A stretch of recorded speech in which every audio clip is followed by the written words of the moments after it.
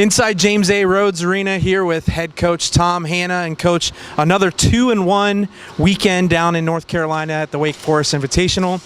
Had a great gutsy performance against Georgia Southern on Friday, defeated Elon Saturday afternoon, and then a tough one to end the weekend with Wake Forest.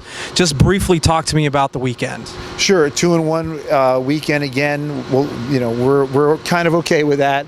Again, feel like there was an opportunity against Wake Forest to maybe obviously win the match, but to perform better. We lost the second set by 2, the third set by 4, and kind of going backwards, like you said, some good performances earlier in the weekend where we were able to come from behind. We took a 19-14 deficit against Georgia Southern, won that to roll into a 5th set, took a 19-14 deficit in the 4th set against Elon and turned it into a 3-1 win. That we've been able to get ourselves from a hole and turned it into a positive, and against Wake Forest just never found or never converted. We had opportunities to take a 25-23 and maybe had turned it the other way and go into the break 1-1. Second weekend in a row, Ashley Richardson, junior, and sophomore Shelby Fullmer had were members of the all-tournament team. Shelby Fullmer specifically had 35 kills over the weekend. Just talk about the development of that sophomore and where she looks to grow here this upcoming weekend. Yeah, it's really had an outstanding performance again. The productivity we're getting out of her is huge.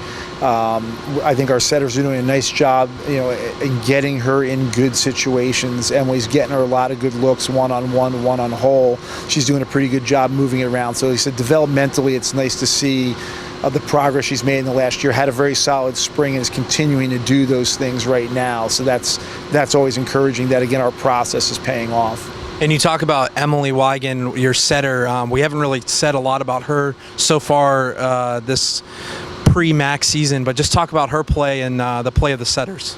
Setting's been very good for us. We're in the 6-2, and a lot of that is predicated on point scoring by the right sides, whether it's Tegan or Megan playing the other right side position, opposite, Shelby, so to speak. But our setting's been very good with Taylor Kay.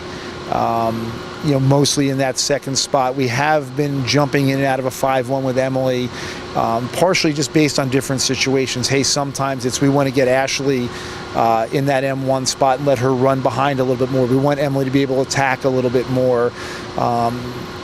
Certain matchups. So it's been dictated by a couple different things. Sometimes Ashley and Emily have been two of our better servers and point scorers in their serving rotation. So we're receiving first. So Emily goes in 2, and Ashley goes in 2, and Emily goes in 3. And first 2 servers out of the gate, we hopefully get ourselves jump starts. There's a couple different things that are going on there, but we've been pretty good in the setting spot. That's, I won't say the least of our worries, but been very consistent for the most part. One last weekend before MAC play starts, you have Youngstown State Friday night in a nice Northeast Ohio rivalry, and then Bucknell on Saturday. Just what can you tell us about the 2 opponents this week? Well, again, it's non-conference, so a lot of it is about us. How are we going to be good in being in our systems tactically? How are we going to be good about being technically sound with the things that we train? One last rehearsal before MAC play. Another chance for us to get our scouting and prep locked in and get better at that, especially when we have 5 freshmen, and get them used to what we're doing and how we're doing it before MAC play comes in. So they'll both present different problems, which is fine, especially on the blocking side. We have to manage a couple different things from one night versus the next night, which I like, because that's what's going to happen, in the coming weeks in MAC play. Well, Tom, we appreciate your time, and we'll talk to you after the game Friday night. And fans, don't forget you can join us right here at James A. Rhodes Arena Friday at 7 p.m. as the Zips take on the Penguins from Youngstown State. If you can't make it Friday, come out Saturday at 5 p.m. where the Zips will take on Bucknell. For Chad Welker and the Zips Digital Network, go Zips.